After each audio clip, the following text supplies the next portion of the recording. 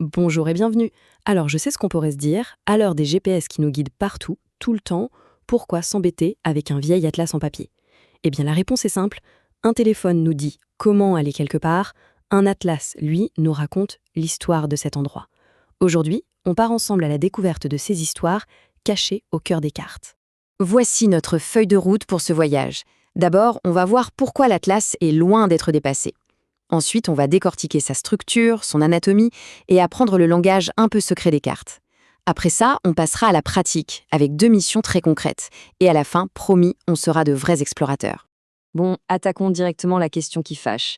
Avec des outils surpuissants comme Google Maps dans la poche, est-ce qu'un gros livre de cartes a encore sa place? La réponse, sans la moindre hésitation, c'est un grand oui. Et on va voir tout de suite pourquoi. En fait, tout est là. La différence, ce n'est pas l'outil, c'est le but. Google Maps, c'est le meilleur copilote du monde pour nous amener d'un point A à un point B, c'est certain. L'Atlas, lui, c'est une bibliothèque de connaissances. Il ne montre pas seulement une route, il révèle des couches et des couches d'informations. Le relief, le climat, la densité de population. Des choses qu'on ne trouve nulle part ailleurs. Et c'est justement ça sa grande force. Un atlas, ce n'est pas juste une carte, c'est une multitude de cartes.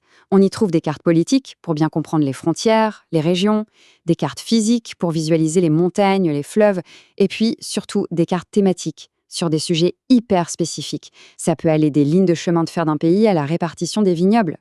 D'accord, mais comment toute cette richesse est-elle organisée? C'est vrai que ça peut paraître un peu intimidant au premier abord, mais en réalité, la structure d'un atlas est super logique. Il y a 3 grandes sections à connaître, et une fois qu'on les a en tête, tout devient clair.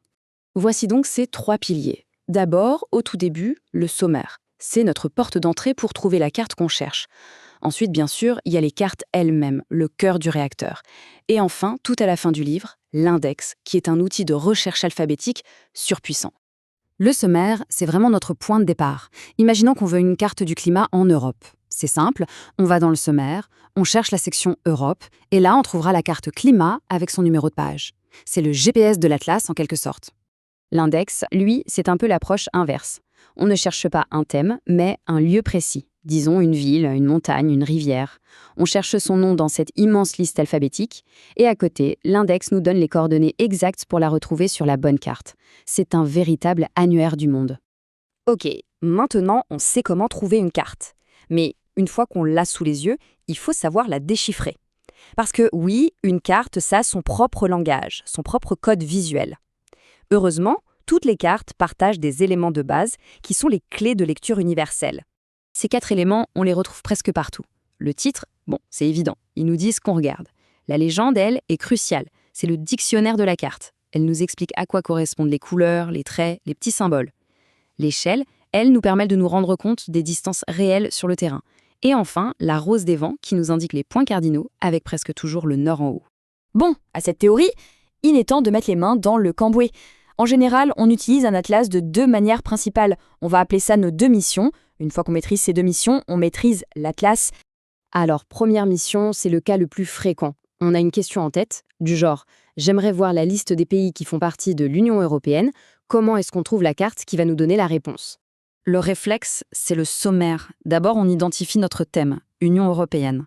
On se doute que ça se trouve dans la section Europe du sommaire. On la parcourt, on cherche un titre qui correspond, comme Europe politique, et hop, on a le numéro de page. On y va directement. C'est aussi simple que ça.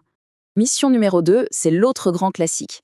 On connaît le nom d'un lieu, par exemple la ville de Manège, mais on n'a aucune idée d'où ça se trouve. Là, c'est l'index qui va être notre meilleur ami. Et pour utiliser l'index, il y a une analogie parfaite qui rend la chose tout de suite beaucoup plus simple et amusante. C'est exactement comme jouer à la bataille navale.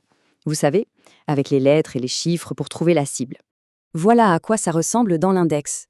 On cherche manage dans la liste et à côté, on trouve des coordonnées, par exemple 1, C2. Il faut savoir lire ce code.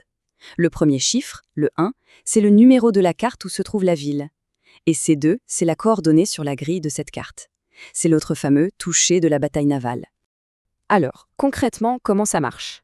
On ouvre l'atlas à la carte numéro 1. On repère les lettres des colonnes en haut de la carte et les chiffres des lignes sur le côté. On suit la colonne C avec le doigt, puis la ligne 2, et à l'intersection des deux, on trouve la case où est située la ville de Manage. Imparable. Et voilà, le tour est joué. Vous voyez, ce n'est pas si sorcier. L'Atlas n'est plus ce gros livre poussiéreux et intimidant. C'est une boîte à outils, et on vient de voir ensemble comment utiliser chaque outil. Les clés sont entre nos mains. Faisons un petit récapitulatif de notre boîte à outils. Maintenant, on sait pourquoi un atlas est irremplaçable. On sait naviguer facilement entre le sommaire et l'index.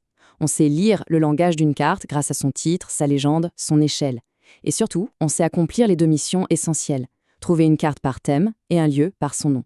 Finalement, la chose la plus importante à retenir, c'est peut-être ça. Un atlas, ce n'est pas juste une collection de lieux.